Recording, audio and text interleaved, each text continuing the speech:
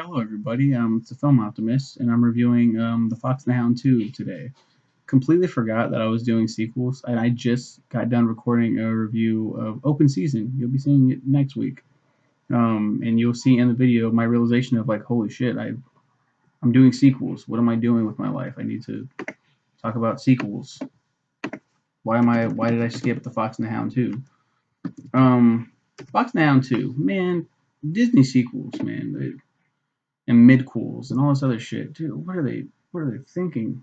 What are they doing? Fox and the Hound 2 is a midquel. Takes place during the youth of Todd and Copper, the cute phase, and they join a band of singing stray dogs. It also features the voices of Reba McEntire and Patrick Swayze. Jonah Bobo is Todd. He's a retired voice actor. Oh, poor kid. And Harrison Fahn is Copper. And they couldn't have, obviously they couldn't have Jack Albertson come back as Amos, so they have Jeff Bennett, a really good voice actor. Um, I thought this was an okay film. Weird story, very unnecessary midquel, like most fucking midquels. Like, what's the point?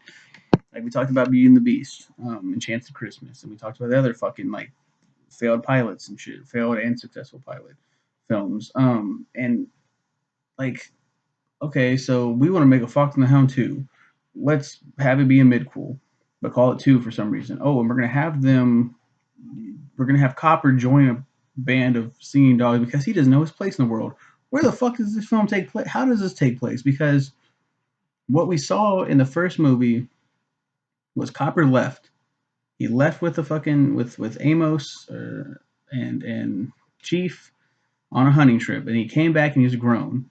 So we're led to believe that that's the one and only hunting trip, and it makes sense. Dogs grow fast. Fucking, I don't know about. I'm pretty sure foxes grow the same way. Animals grow fucking fast, so it makes sense. So you're retconning it kind of by saying, oh, it's throughout the course of several hunting trips. On one of his hunting trips coming back, or I don't even know if they go on a hunting trip, do they? They're chasing a cricket together, and they see a line of trucks bringing the county fair to town. It's an unnecessary fucking sequel. There's no reason. I saw the light. There's a very unnecessary sequel. Like, what was the purpose of this?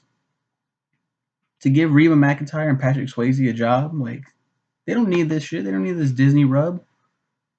I mean, it's cool that they go down in history and part of the Disney echelon. I mean, I think they did some other shit before this with Disney, but like they wanted to do something animated, and they're like, oh, just give them the fucking Fox and the Hound sequel, midquel, whatever the fuck. Um, it adds nothing to the lore of Fox and the Hound. The Fox and the Hound shouldn't have lore. You have your story. There you go. It's about friendship. And they add another little snippet, and they're like, "Oh, by the way, he fucking joined a fucking band of singing dogs. He didn't want to be a hunter dog." And Todd was like, "Don't do it." And Copper's like, "Fuck you. You're supposed to be my friend." And they have like a little fight. It's like, I don't hate it.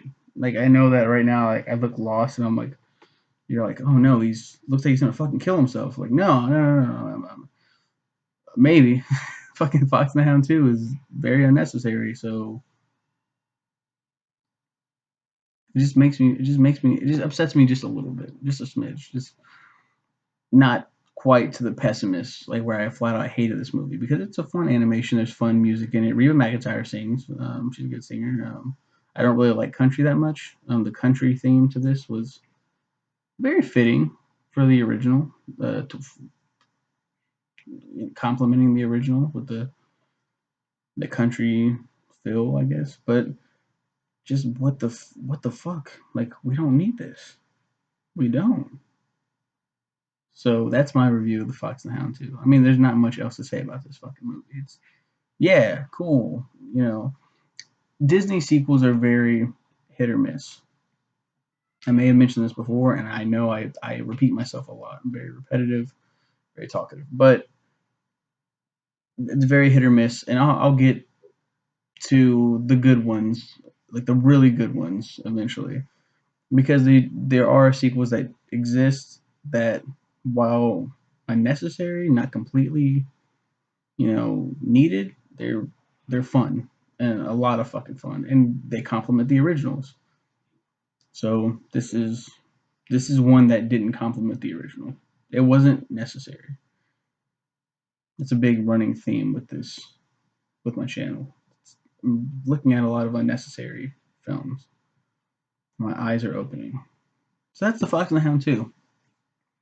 Let friendship reign supreme. Have a good one.